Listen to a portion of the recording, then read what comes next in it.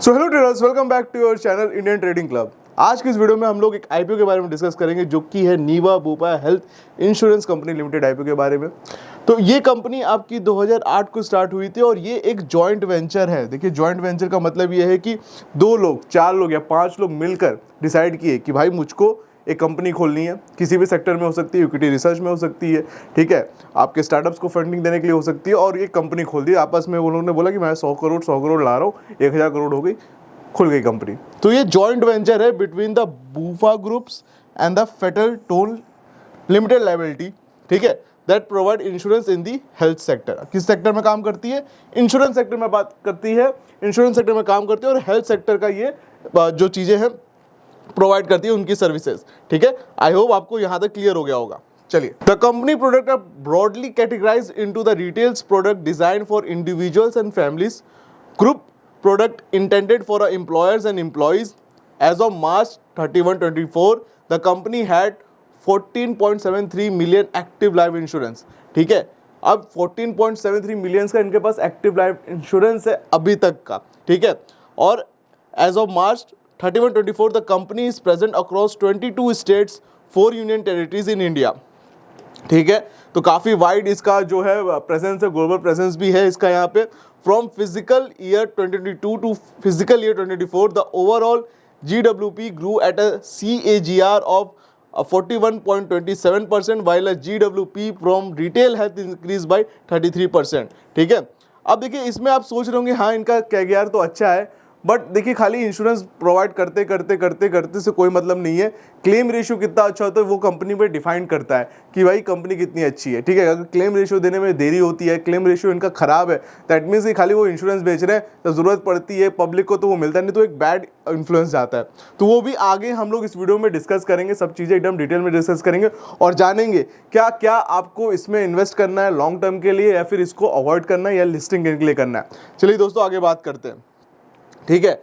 As of March 2024 the tele marketing sales team has 410 employees, ठीक है। Tele marketing मतलब जो आपके फ़ोन पे कॉल आते होंगे, भैया हेल्थ इंश्योरेंस ले लो, ये सब चीज़ के लिए जो करते होंगे, उनके पास ऐसे 410 एम्प्लॉयज़ हैं।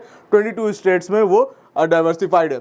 It uses machine learning, lead scoring, product recommendation and a real time CRM dashboard to engage customer drive and conservation, ठीक है।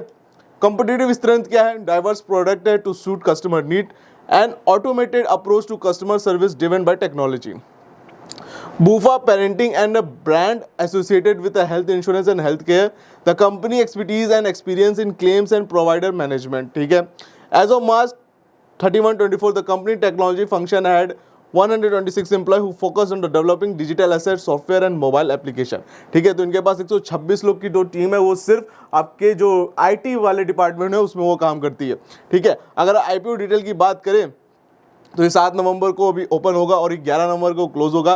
फेस वैल्यू 10 रुपये पर शेयर से है। प्राइस वन रखा गया 70 to 74 रुपीज़ पर शेयर, ठीक है। लॉट साइज इसका 200 शेयर्स का होगा और फ्रेश वैल्यू इसमें है 800 करोड़ की। टोटल इशू साइज है इसका 2200 करोड़ का और इसकी फ्रेश वैल्यू है आपकी 800 करोड़ की, जिसमें ऑफर फॉर सेल है 1400 करोड़। मतलब 1400 करोड़ सीधा सीधा आपके प्रमोटर्स के जेब में जाने वाले हैं, ठीक है। ये बात ध्यान रखिएगा। और इसमें जो फ्रेश इशू जो कंपनी के लिए काम होगा वो 800 करोड़ का, वो देखना है वो 800 करोड़ किस चीज़ के लिए यूटिलाइज हो रहा है, ठीक है। थर्सडे को ये IPO ओपन हो रहा है, क्लोज हो रहा है ये मंडे नवंबर को। आपको अलॉटमेंट पता चल जाएगा कि 12 नवंबर को मिला है कि नहीं मिला है। इनिशिएशन ऑफ रिफंड आपका 13 नवंबर को हो जाएगा और आपका लिस्टिंग डेट इसकी 14 नवंबर को है, ठीक है। अगर फाइनेंशियल इंफॉर्मेशन की बात करेंगे, ठीक है, कंपनी का जो है रेवेन्यू इंक्रीज हुआ है 44% से, मतलब जितना इन्होंने रेवेन्यू का मतलब है जितना इन्होंने सीधे सेल्स किया है, ठीक है। तो सेल्स इनका इंक्रीज हुआ है 44% से प्रीवियस ईयर से, मतलब 2023 में और 2024 में इनका सेल्स इंक्रीज हुआ है 44% से। And profit after tax rose by 522%, ठीक है। प्रॉफिट आफ्टर टैक्स बहुत इंपॉर्टेंट देखना, वो इंक्रीज हुआ है 552% से, ठीक है। 5x हुआ है इनका profit after tax between the financial year ending 24 and March 2023 में, एक साल में इन्होंने। असेट देखिए इनका 2022, 2023, 2024, 2024 30 जून तक अभी तक का एवरी टाइम इनका इंक्रीज हुआ है। रेवेन्यू एवरी टाइम इंक्रीज हुआ है। प्रॉफिट आफ्टर टैक्स देखिए आपके मार्च में 2023 से 2024 मार्च में देखेंगे 80 डिफरेंस देखिए कितना बड़ा है। 2022 में आपका -196 था, 2023 में सारा चीज़ कवर हुआ और 12 जो है 12 करोड़ के प्रॉफिट में आ गए। फिर 2024 में इनका 81 करोड़ का प्रॉफिट हुआ। अभी 2024 जून में इनका -18 करोड़ है, जो कि ये देखिए ईयर ऑन ईयर देखना है तो वो इंक्रीज हो जाएगा, कोई बड़ी बात नहीं है। नेटवर्थ इनकी देखिए बहुत अच्छी है और आपकी टोटल बोरोइंग 250 करोड़ की। नेटवर्थ अभी 2024 30 जून तक में 2000 करोड़ की है जिनका नेटवर्थ है, ठीक है। मतलब कैश का, रेवेन्यू से या प्रॉफिट आफ्टर टैक्स से, रिजर्व कैश कैसे सब मिला के देख लीजिए तो इनकी नेटवर्थ इतनी है, ठीक है। और आपका जो टोटल बोरिंग है 250 करोड़ की, तो इनका डेब्ट टू इक्विटी रेशियो बहुत ही अच्छा आएगा, ठीक है। चलिए आगे बात करते हैं। अगर हेल्थ इंश्योरेंस के आईपीओ पीयर्स को कंपेयर किया जाए तो इसका जो कि ईपीएस है, ठीक है, वो अभी जाके इंक्रीज हुआ है तो वो 51 रुपीज पर शेयर का हुआ है, 0.51 रुपीज पर शेयर का हुआ है। और ईपीएस डायल्यूटेड है, मतलब उसमें अर्निंग से मिला के तो 0.5 का है। एनएवी 12 रुपए की है और इसका जो पीआर अभी माइनस में, क्योंकि अर्निंग्स अभी तक की नेगेटिव में थी, इस जो जून में है इसलिए नेगेटिव में, इसलिए पी भी इसका नेगेटिव में है, ठीक है।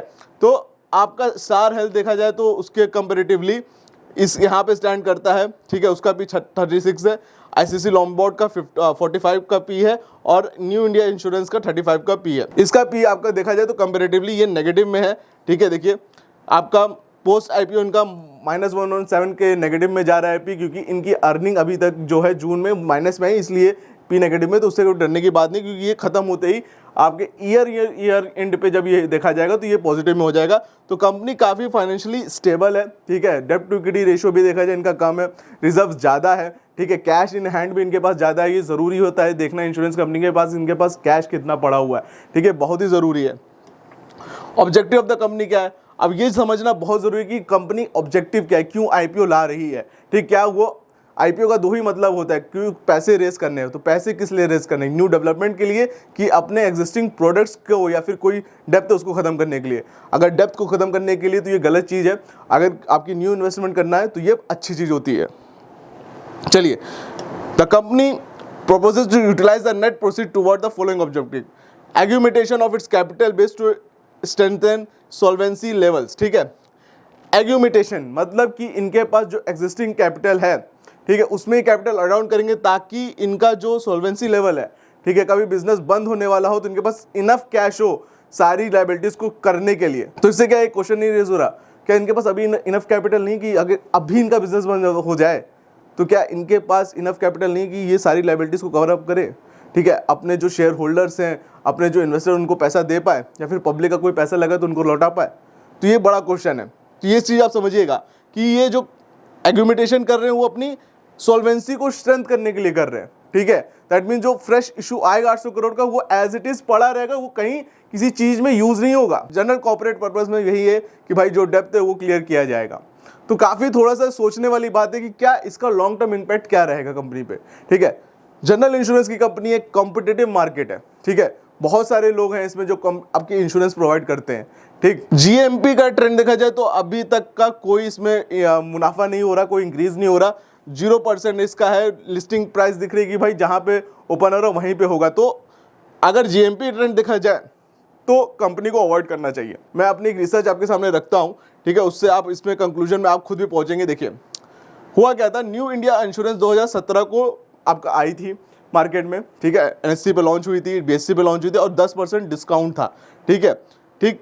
टुडे अगर देखा जाए अपने लिस्टिंग प्राइस से वो 75% डाउन है, ठीक है। आईसीसी लॉम्बार्ड जो है 2017 में आई थी, फ्लैट लिस्टिंग हुआ था और अभी वो 180% अप है अपने लिस्टिंग प्राइस से, ठीक है।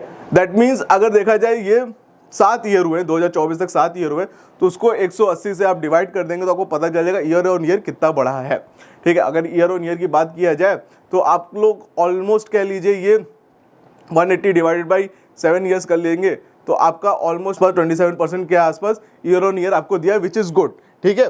स्टार हेल्थ देखा जाए तो अगर जो इसकी दूसरे पीयर है 2021 में आई थी, फ्लैट लिस्टिंग हुआ था और अभी डाउन है 45% अपने हाई प्राइस से, ठीक है। तो अगर ये ट्रेंड देखा जाए इनके उसका लिस्टिंग का, ठीक है, ये अगर मैं रिसर्च आपको दिखा रहा हूँ तो इसका ट्रेंड देखा जाए तो मोस्टली ये लगता है कि भाई हो सकता है मार्केट खुले, नीचे आए, फिर वहाँ से आपको बाय करने की अपॉर्चुनिटी मिले।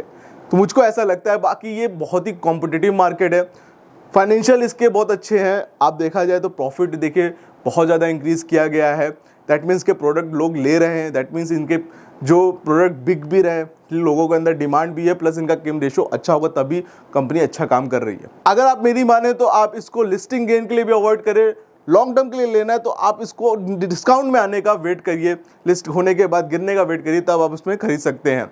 अदरवाइज अगर आपको लगाना ही है 5 साल के लिए तो आप इसमें जरूर से अप्लाई कर सकते हैं। आई होप दोस्तों आपको वीडियो इंटरेस्टिंग लगी होगी।